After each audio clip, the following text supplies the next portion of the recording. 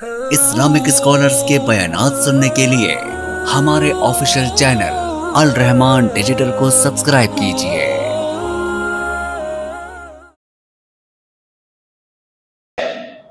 تو یہ ایک مسجد ہی رہ گئی ہے جہاں کوئی ضرورت نہیں تھی جانے کی، جو یاد دہانی ہونی تھی، جو تذکیر ہونی تھی، ہر ہفتے جو ایمان تازہ ہونا تھا، جو تزکیہ نفس ہونا تھا، جو علم کا حصول ہونا تھا، جس نے عمل کے اندر کنٹریبیوٹ کرنا تھا، ہم نے وہ خواتین کو چھوڑ دیا اور پورا آدھی آبادی۔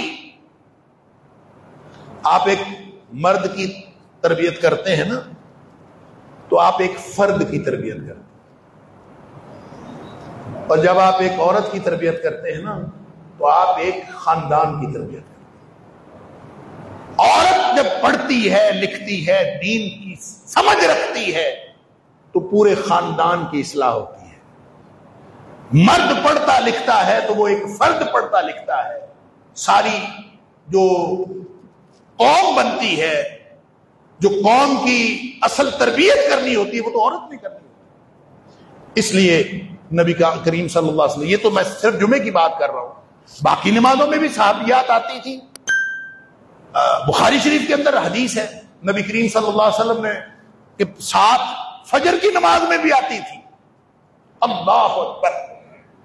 صحابی کہتا ہے کہ جو مومن خواتین تھیں، یشہدن مع رسول اللہ صلی اللہ علیہ وسلم صلاۃ الفجر، وہ فجر کی نماز میں بھی نبی کریم صلی اللہ علیہ وسلم کے پیچھے نماز پڑھنے آتی تھی۔ فجر کی نماز، اندازہ کریں، اللہ اکبر۔ لیکن آتی کیسے تھی؟ متلفعات بمروطہن، بڑی بڑی چادروں میں لپٹی ہوئی آتی تھی، بے پردہ نہیں آتی تھی، سر کھول کے نہیں آتی تھی، لوگوں کو اپنا آپ دکھاتے ہوئے نہیں آتی تھی، پورے آداب کا خیال رکھتے ہوئے اور اپنے آپ کو اوپر پوری بڑی چادریں لیتے ہوئے نبی کریم صلی اللہ علیہ وسلم کے پیچھے فجر کی نماز پڑھنے آتی۔ اللہ اکبر۔ اور جب وہ اپنے گھروں کی جاتی، ظاہر ہے نماز پڑھ کے اپنے گھروں کو جانا ہے، تو حدیث میں آتا ہے کہ لا یعرفہن احد من الغلس، چونکہ نبی کریم صلی اللہ علیہ وسلم فجر کی نماز بہت اول وقت میں پڑھتے تھے، اور جب نماز مکمل ہو جاتی تو ابھی اندھیرا اور اجالا، روشنی اور اندھیرا، اس کا پھر مکسچر باقی ہوتا تھا، اس کو کہتے ہیں غلس۔ غلس باقی ہوتا تھا، یعنی بالکل روشنی نہیں ہوتی تھی، ابھی غلس ہوتا تھا۔ اس غلس کی وجہ سے، یعنی اندھیرا اور اجالا ملا ہوا مکس، اس کی وجہ سے کوئی ان کو پہچان نہیں سکتا تھا یہ کون ہے۔ ایک تو چادریں لی ہوئی ہوتی تھی، ایک اوپر سے ابھی غلس ہوتا تھا، اور وہ پڑھ کے اپنے گھروں میں بھی جا رہی ہوتی تھی، اور کوئی ان کو پہچان نہیں سکتا تھا۔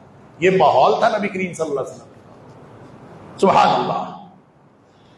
اس لیے نبی کریم صلی اللہ علیہ وسلم نے فرمایا یہ ٹھیک ہے کہ عورت اپنے گھر میں اگر نماز پڑھے، نبی پاک صلی اللہ علیہ وسلم کا فرمان ہے کہ عورت اگر اپنے گھر میں نماز پڑھے تو اس کے لیے بہتر ہے۔ یہ عام نمازوں کی بات کہ وہ خواہ ہر نماز کے لیے مسجد جانے کی ضد نہ کرے، عام نمازیں گھر میں پڑھے، یہ حکم ہے نبی پاک صلی اللہ علیہ وسلم کا۔ وَبُيُوتُهُنَّ خَيْرٌ لَهُنَّ، ان کے گھر نمازیں پڑھنے کے لیے ان کے لیے زیادہ بہتر ہے۔ لیکن ساتھ آپ نے فرمایا جب کوئی عورت مسجد میں جانے کی اجازت مانگتی ہے نا، اس کو کبھی منع نہ کرو۔ بخاری شریف کی حدیث ہے، فرمایا اذا استاذنت احدکم امرأته الى المسجد، تم میں سے کوئی کسی کی خاتون، بیوی، عورت، بہن، بیٹی، ماں، وہ اجازت مانگتی ہے کہ میں نے مسجد میں جانا ہے، فلا یمنعها، کوئی اس کو منع نہ کرے۔ اور پھر ایک حدیث میں آیا، فرمایا لا تمنعوا اماء اللہ مساجد اللہ،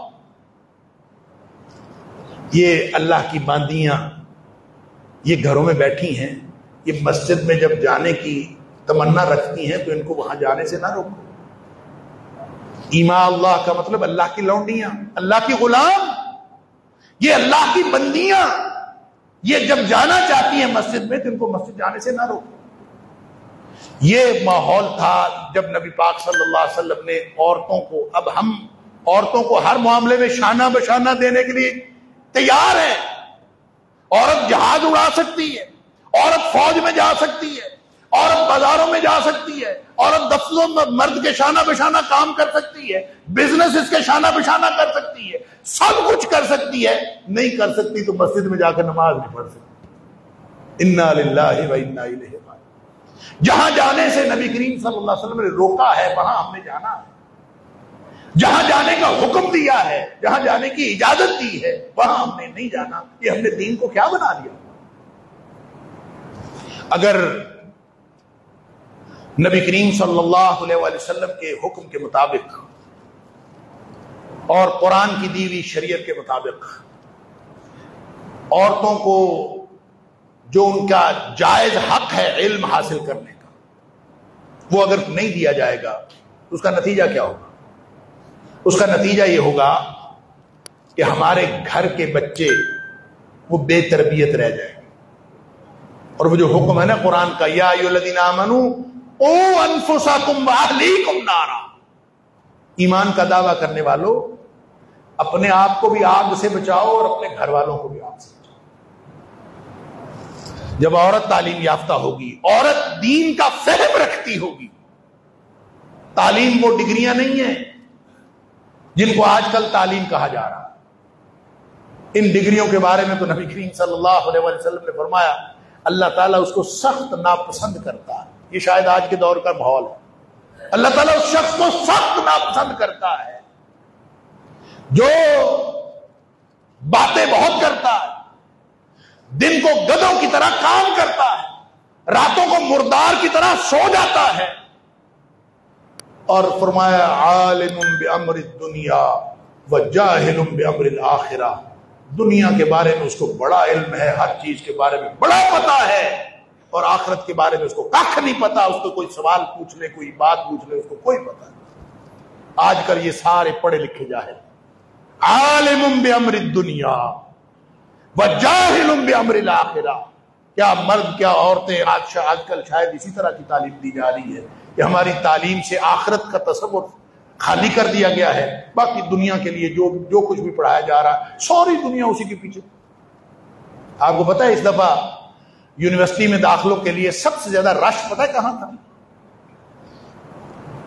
کہ جس کو پڑھنے کے لیے بچے بھی بچیاں بھی ہزاروں، جہاں پہ 300 یا 400 داخلے ہونے تھے وہاں پہ 45,000 یا 46,000 اپلیکیشن آئی ہیں. وہ پتہ ہے کون سا شعبہ ہے؟ وہ اسلامیات کا شعبہ نہیں ہے، وہ کمپیوٹر سائنس کا شعبہ.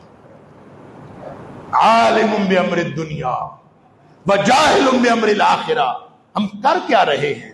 اور یہ جو 8ویں دن یہ جمعے کا جو اجتماع ہوتا ہے، اگر بندہ اس میں بھی آ جائے ریگولرلی تو کچھ نہ کچھ علم بھی حاصل ہوتا ہے، کچھ نہ کچھ تزکیہ نفس حاصل ہوتا ہے، کوئی آخرت کا خوف پیدا ہوتا ہے. اللہ اکبر. اللہ تعالی ہم سب کو ہدایت نصیب فرمائے.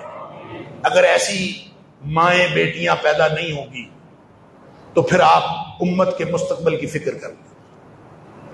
نبی کریم صلی اللہ علیہ وسلم کی جو صحابیات تھی وہ تو تھی، بعد میں بھی ہماری جو پوری تاریخ ہے ہماری مسلمانوں کی، اس میں دین کا علم رکھنے والی عالمات، حدیث کا علم رکھنے والی عالمات اور فقہ کا علم رکھنے والی عالمات، ہمارا پوری تاریخ اس سے بھری پڑی. میں صرف مثال کے طور پر ایک بات عرض کرتا ہوں.